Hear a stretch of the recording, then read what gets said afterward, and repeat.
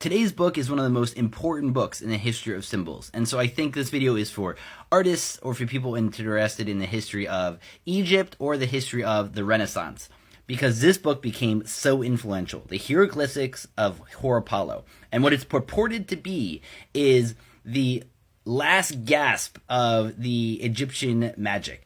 This is supposed to be a 5th century text by one of the very last Egyptian priests talking about what the hieroglyphics on the pyramids are and what they represent.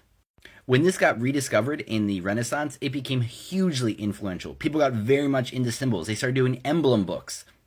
This is an example of a page from an emblem book.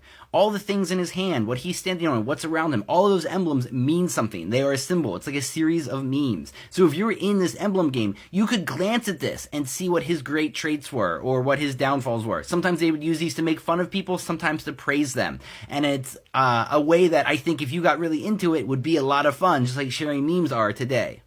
Anyway, for the history of this book, the thing about it is we don't know if this is a real book from that time period. There are guesses since the 18th century that this is a modern day forgery of some kind.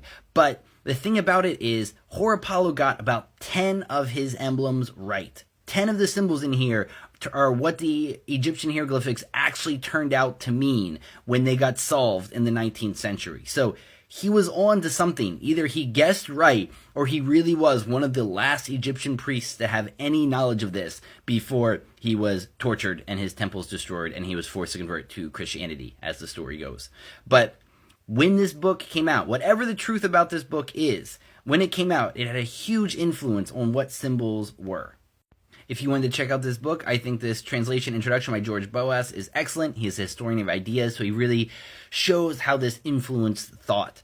And it's very cool to see what these animals represent, and I'm going to be using it in my work. And one of the reasons I wanted to relate it today is because Blake has a much more depthful version of these emblem books, which is going to be the next video that I share. So, if you're interested in the history of symbols, the Hieroglyphics of Horapollo.